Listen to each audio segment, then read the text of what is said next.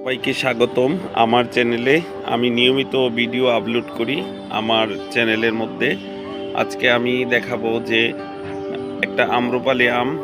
গাছটা আমার খুবই ছোট, বাট দেখেন কি সুন্দর করে আম ধরেছে একদম। এটা অবশ্য বাড়ি ফোর আম।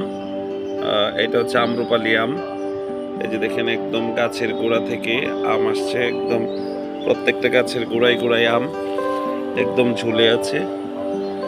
গত বছর অনেক আম ধরেছিল, এবার বাতাসে প্রচণ্ড ঝড়ে সবগুলো আম আসলে ঝরে গেছে। তারপরও মাসাল্লাহ অনেক আম ধরেছে। গাছটা যদিও খুবই ছোট,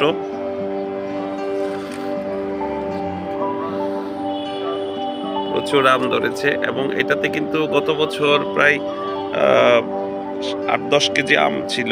এই বছর অনেক আম কম ধরেছে। গাছটা আমার 3 বছর হয়েছে, 2 বছর যাবৎ আম দিচ্ছে, প্রচুর আম দিত। গাছটা খুবই সুন্দর। এবং এবং যারা গাছ লাগাতে পছন্দ করেন ছাদের মধ্যে, তারা আম্রপালি আম গাছ লাগাবেন, কারণ আম্রপালি আম ছাদে প্রচুর হয়। তবে যারা বিদেশি আম লাগান তারা হয়তো দেখতে খুব সুন্দর লাগে, বাট আমের ফলন আসলে টিকে না ওইভাবে। কারণ হচ্ছে যে দেশি আমগুলো আসলে ডাঁটাগুলো একটু শক্ত থাকে, যার কারণে আমগুলো ঝড়ে প্রচণ্ড ঝড়ের মধ্যে ওরা টিকে থাকতে পারে। আর অন্যগুলা যেগুলো আছে বিদেশি আমগুলো তাদের নিজের ওজনে এই ডাঁটা থেকে পড়ে যায়, কারণ এক একটা আম প্রায় 1 কেজি 1.5 কেজি ওজনের হয়ে থাকে বিদেশি আমগুলো।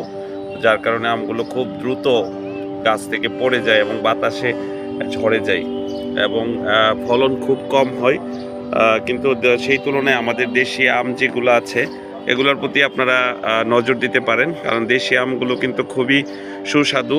বিশেষ করে আম্রপালি আম খুবই সুস্বাদু আম, এবং এটা খেতে খুব সুস্বাদু। পাশাপাশি ঝড়ে পড়ার প্রবণতা খুব কম থাকে। ঝড় বাতাস, বড় বড় সাইক্লোন থেকেও আসলে আমাদের এই আম গাছগুলো টিকে থাকে, আমকে রক্ষা করতে পারে, কারণ গাছের ডাঁটাগুলা অনেক শক্ত থাকে, গাছের বোটাগুলা অনেক শক্ত থাকে, যার কারণে ঝড়ে পড়ার প্রবণতা খুবই কম থাকে। এই যে দেখেন আমার আম গাছটা খুব বেশি বড় না, একদম ছোট আম গাছ, বাট আম ধরেছে প্রচুর।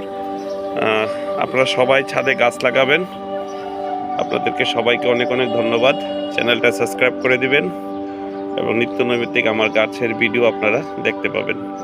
সবাইকে আবারও ধন্যবাদ।